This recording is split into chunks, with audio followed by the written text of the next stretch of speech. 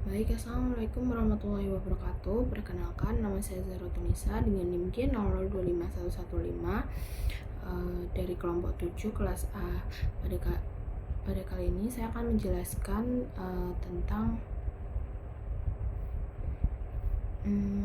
OGF ya.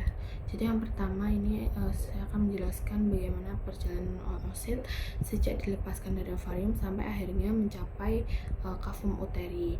Nah, kita mulai dari tahap pertama yaitu ovulasi. Nah, oosit ini dia itu pada hari ke-0 itu oosit sekunder itu dilepaskan dari ovarium yang disebut ovulasi. Nah, oosit ini kemudian ditangkap sama fimbria dari tuba uterina. Lalu dia akan masuk ke tuba uterina. Nah, perlu diingat juga pada tahap ini oosit itu masih berada dalam fase metafase 2. Nah, selanjutnya adalah proses fertilisasi. Nah, proses ini tuh umumnya terjadi di bagian ampula dari tuba uterina. Nah, lalu kalau ada sperma yang berhasil membuahi oosit, maka akan terbentuk yang namanya zigot. Nah, pada saat ini juga oosit itu akan menyelesaikan meiosis 2 dan menghasilkan ovum yang matang.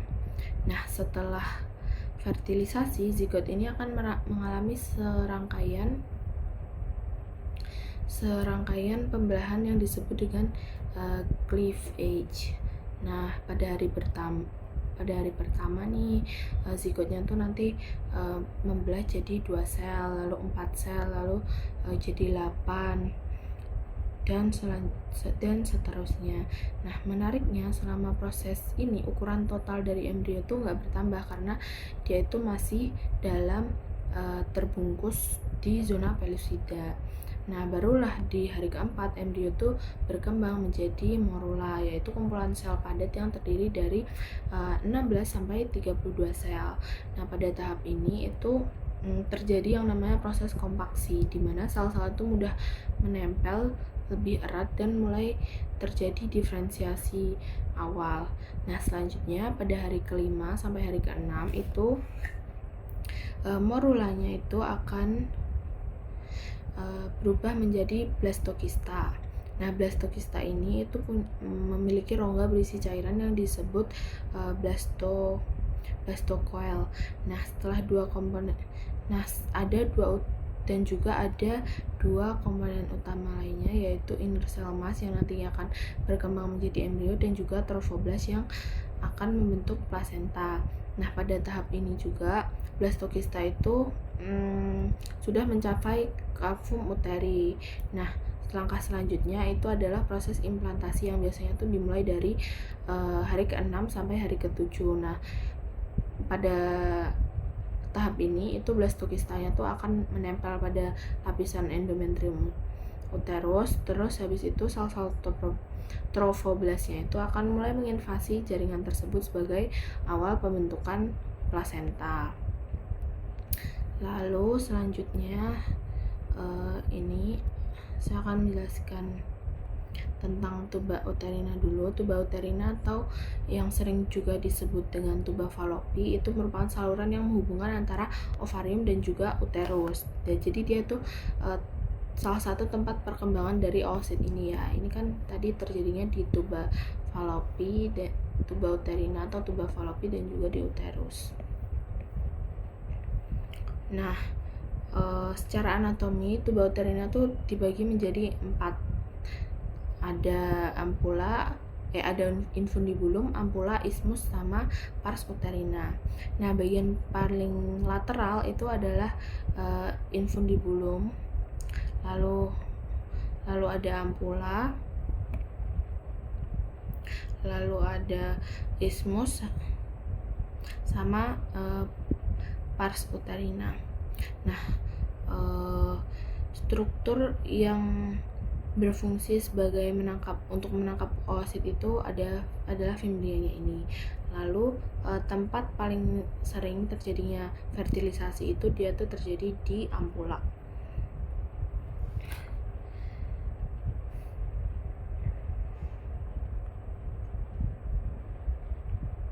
Pokoknya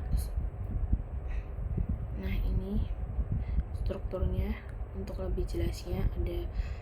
Ada infundibulum, ada ampula, ada isthmus, ada pars intramural atau pars uterina. Lalu selanjutnya saya akan membahas tentang fornix pada vagina. Nah, fornix ini merupakan ruangan di sekitar serviks yang terbagi menjadi 4 bagian, yaitu fornix anterior, posterior, sama ada 2 fornix lateral. Nah, di antara bagian tersebut fornix posterior itu memiliki nilai klinis yang sangat penting. Nah, kenapa? Karena hal ini itu terjadi karena dia tuh letaknya kan di belakang kan, dan dia tuh langsung berdekatan dengan cavum retrouterina atau yang sering kita sebut dengan cavum Douglas. Nah, di cavum Douglas itu merupakan bagian terdalam dari rongga peritoneumnya wanita. Nah, karena lokasinya paling rendah, cairan patologis kayak darah atau nanah atau cairan apapun itu sering berkumpul di daerah ini. Nah, oleh karena itu fornix posterior itu sering digunakan sebagai akses dalam prosedur medis. Nah, salah satu prosedurnya itu adalah kuldosentesis, yaitu tindakan mengambil cairan dari cavum retrouterina melalui fornix posterior. Nah, biasanya itu tujuannya itu untuk mendiagnosisnya. Jadi nanti setelah diambil cairannya itu nanti akan dibawa ke lab dan ya udah didiagnosis itu tuh cairannya tuh karena apa gitu. Nah, selain itu ada juga prosedur yang namanya kolpotomi. Nah, kolpotomi itu tindakan insisi di bagian vagina. Nah, itu khususnya itu melalui fornix posterior. Nah, gunanya itu untuk drainase. Jadi misal di sini itu di sini itu sangat penuh. Nah, itu akan didrainase, jadi kayak dibikin sayatan, lalu airnya bakal keluar sendiri. Nah, sekian penjelasan dari saya. Kurang lebihnya mohon maaf. Wassalamualaikum warahmatullahi wabarakatuh.